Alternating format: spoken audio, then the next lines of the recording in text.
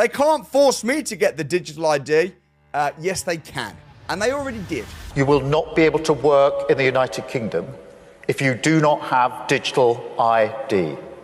It's as simple as that. I'm mentally preparing myself because I know for a fact something is about to happen. The UK just made it mandatory for their citizens to have digital IDs. And if they don't have digital IDs, then they have problems. They're making it where if they don't have digital IDs, they won't be able to work. Then what's going to happen after that? They won't be able to buy food. Then what's going to happen after that? I'm going to tell you what's going to happen after that.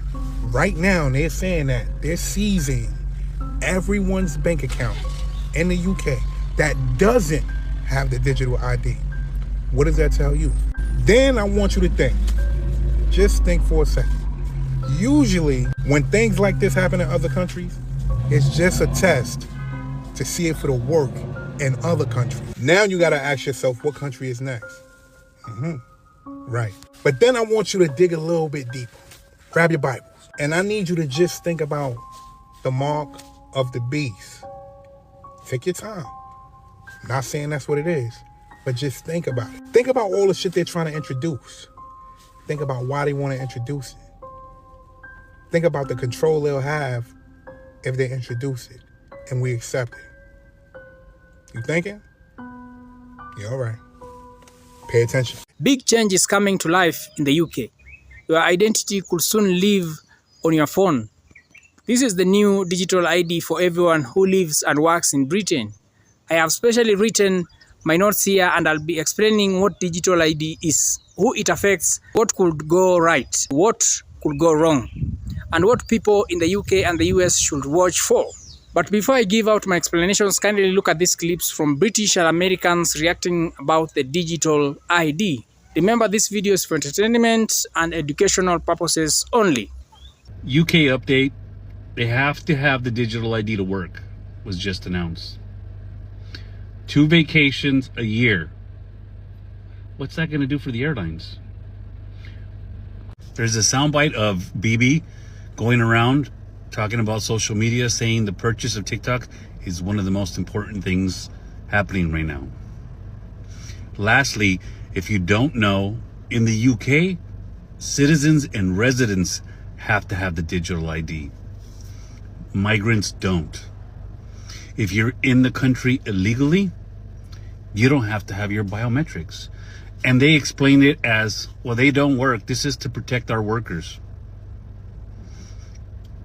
Migrants don't have to register. And get ready, because in the EU, if you want to travel, Italy, Paris, so forth, you have to give all your biometrics when you land. You have to land, go straight to the machine, get in line, all your fingerprints and your face biometrics. That's what they're doing. And I'm sure that's going to start to go everywhere soon. My nan wouldn't know how to use it. Yeah, what's she going to do? I live in Germany and we all have ID cards. I think that's a very good idea, that you have something that you can produce at any time as proof of identity. Phones stop working and things go wrong with them, so it's not always going to be accessible. Most of our data is pretty much leaked anyway. I think it's a massive danger to have all of that information stored in one place, because you never know what's going to happen, because cybersecurity is going horribly. There's people doing cyber hacking, all of it. It's not safe. I think the idea of an online ID is just, it's beyond reason. I was just in, a supermarket right now, and I used my card for that particular supermarket to get a discount on some cookies. So I think they've got as much data as, we're just giving away our data. How would people who are homeless or unhoused be affected if they don't have access to a smartphone or they don't have access to consistent internet? Would they be put at risk because they don't have access to this card? So I think it's a real infringement on people's rights, especially with what's been going on with the new laws surrounding being online and that you have to submit your ID card. They can't force me to get the digital ID. Yes, they can. And they already did. You will not be able to work in the United Kingdom if you do not have digital ID. It's as simple as that. You see, this has already been experimented with the pandemic, when they told you to put a mask over your nose and you did it. When they told you can't leave the house and you obeyed and you just went for a 20-minute walk. Meanwhile, Boris Johnson and everybody else in government and parliament and MPs were having parties. Matt Hancock was snogging somebody while telling us we can't even go to our own grandma's funeral. And you were at home. That was the test and you failed. So now, when they're saying digital ID, they know what's going to happen. Everyone's going to talk a big game and then cower like a coward when it comes in. That's why Keir Starmer's speaking with such confidence, saying, yeah, we're going to bring it in. What did he say yesterday or the day before yesterday? He said, you won't be able to work. Now, firstly, let me say this.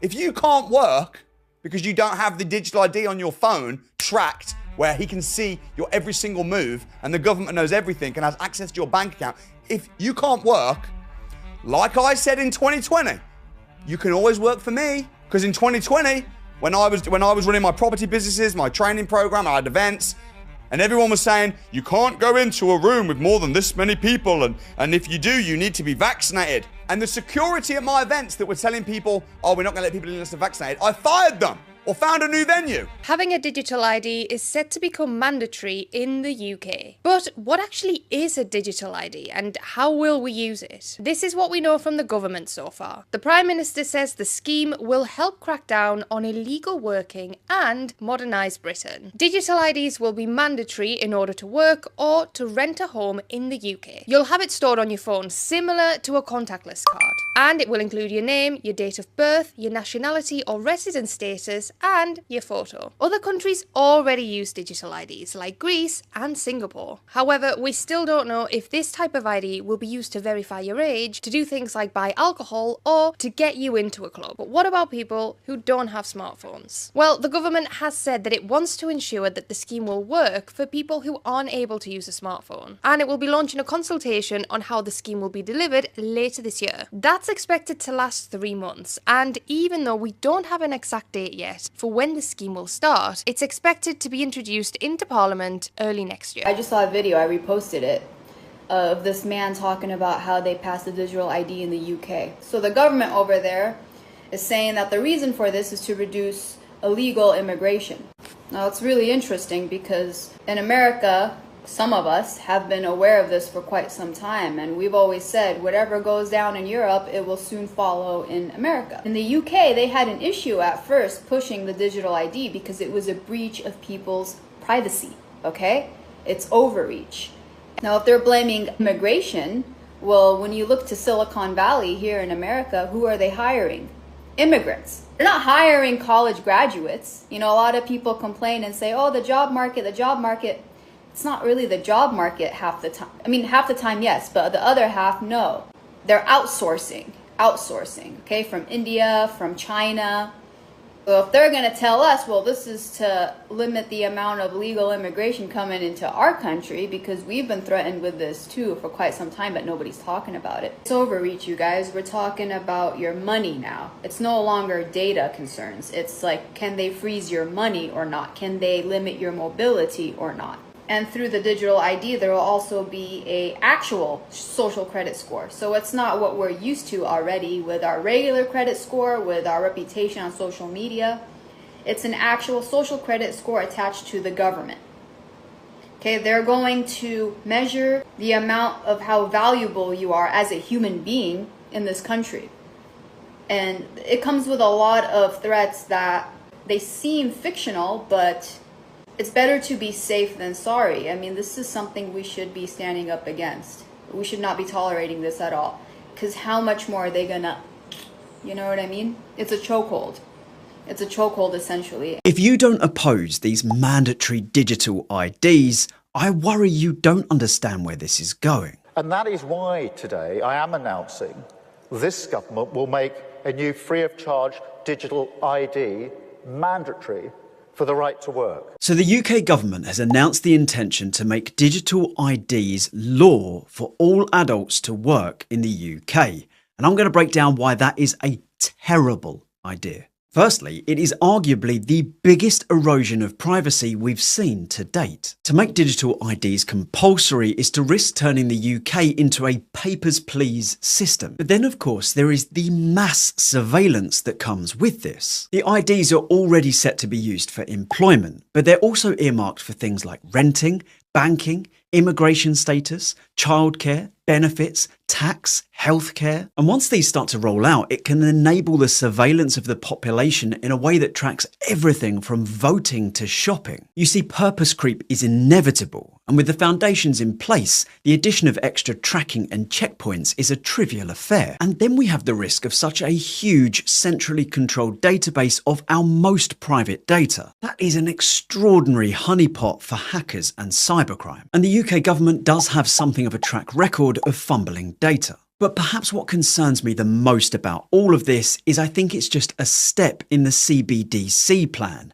the central bank digital currency, the digital pound. Your digital identity linked with programmable money means the government can track everything in your life, move by move, transaction by transaction. This isn't tinfoil conspiracy. This is the complete ceding of control to your government. Use of your own money, benefits, housing, healthcare, travel, everything becomes at the mercy of the state. And this isn't about where on the political spectrum you sit. I'm sure it's going to be painted as left versus right, but that is wholly untrue. This is about your right to freedom, autonomy, and privacy. And this attack on all three is in the Trojan horse of stopping illegal immigrants from working in the UK, when digital IDs will do nothing to stop cash in hand illegal employment. World War II ID cards were abolished. Blair's ID cards and then the vaccine passports were both fended off. And now, using this petition, we need to add another scheme to the pile. If you're against the digital ID because you think it's going to be used by governments in very bad ways, well, I would like to introduce you to your new best friend, the European Convention of Human Rights, Article 8, which gives you protection and the right to a private family and a private life, meaning that the government can only actually use the law if you're in the European Convention of Human Rights in very strict ways to actually do what you think they might want to do. So if the government wanted to introduce a bill tomorrow that said, we're going to use the digital ID to track people, to see where they are, to track their locations, to see what they're doing, to check their phones, to do whatever you think they might be doing in bad ways. They can't. They cannot do this under the European Convention of Human Rights, Article 8. The only time that they can do this is if it's in strict circumstances and in terms of like national security. That's why we have laws that allow the police to search people's phones and search people's devices, or possibly track them, or even tap into their devices.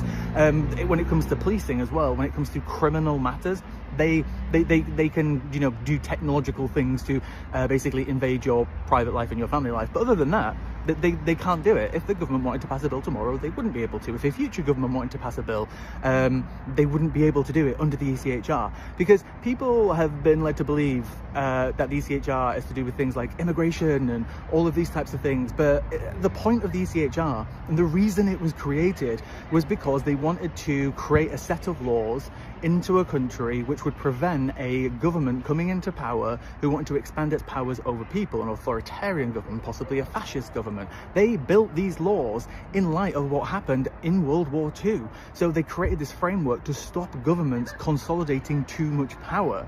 And that's why Article 8 exists. And that's why it protects you from being able to be tracked by the government willy-nilly whenever they want. They simply cannot do it. But if we got rid of the ECHR, any government could come into power, like Keir Starmer, with 33% of the vote, and pass any law that they want without restriction, without any restriction. This is why the ECHR is so important. It's ingrained into our laws and it's tied into so many things, and it's done like that on purpose to make it hard to leave the ECHR, because it protects us. And of course, with any set of laws, does it benefit some bad people sometimes? Yes. But out of the like 30,000 cases in the space of 10 years where people try to use the ECHR to not get deported after they perhaps did something wrong, only like a few % of those cases managed to get approved and stay. We actually deport the vast majority, like over 95% of people who try to stay in this country when the government is trying to get rid of them, get deported. It's only a small handful. And this is why people say if you leave the ECHR, you're essentially handing any government the power to bring in any law that they want whenever they want, without any restriction, without any safeguards. And that's what the ECHR currently does. It safeguards you. Thank you, guys. The UK Digital ID is a government-backed identity stored on a smartphone. It will show basic details like your name, date of birth, residency or nationality, status, and a photo. And it will be used to prove your right to work and to access services. The government says it will be free and designed to be secure and accessible. The government plans to make the digital ID mandatory for right-to-work checks for people who want to work in the UK. The rollout is expected to happen this Parliament, and the government has suggested the program should be completed by the end of the current Parliament, which could be around 2029, though dates could change. Officials say a single digital ID will reduce document fraud, speed up checks, and make it harder for people without the right to work to get jobs and services. The government links this scheme to efforts to curb illegal working and to control migration, presenting it as part of a broader plan to make systems more reliable and efficient. Many people worry about privacy, security, and exclusion. Critics fear a centralized system could become a target for hackers or be used more widely than intended. There are also worries about people who do not have smartphones, older people, or anyone who struggles with the digital services being left out. Civil rights groups and journalists have highlighted these risks and called for strong protections and clear limits on how the IDs can be used. Some countries like Estonia offer smooth, trusted digital ID services that link to many public functions. Other large systems such as India are there, show huge benefits in scale, but also raise worries about data breaches and how data is used. The UK says it aims for middle path, a system that is secure and legally limited, but critics say we should watch for mission creep, where IDs are asked for in more places than promised. Let's look at some of the real examples you can relate to. Imagine renting a flat and the landlord asks for proof of identity. Today you show a passport or driving license or your identification card. With the digital ID, you might tap your phone and the landlord will instantly see a verified digital credential. For employers, hiring and right-to-work checks could be faster. On the other hand, if the ID is used widely, every login and door check could leave an audit trail, and that raises privacy questions for everyday life. Some of the clear advantages or pros. One is faster checks for jobs and services. Also, another advantage is less chance of fake documents slipping through. Also, another advantage is one place to prove who you are rather than carrying many documents. Most of these pros or advantages are the upside the government has highlighted for citizens and business. Looking at some of the disadvantages, a single system could become a big target for cyber attacks, putting many people at risk if it is breached. The ID could be asked for beyond the promised uses, which would make daily life more controlled and traceable. People without smartphones or who struggle with digital tools may be excluded unless strong alternatives exist. This is what the UK citizens should do now. They should bookmark official government.uk pages about the digital ID and watch the public consultations the government runs so that you can be able to have your say if you are from the UK. You should keep paper copies of important documents until the system is fully tested and widely accepted. Learn how to revoke or replace digital credentials if a phone is lost, and ask how providers will handle that securely. I also encourage you to join local and national civil liberties groups if you want to push for stronger protections. This is what Americans should notice and why it matters to them. As you know, UK and the US are more related. Some of the things that are passed in the UK, in most of the cases are emulated in the US. So this debate is relevant in the US because it shows the same trade-offs democracies face.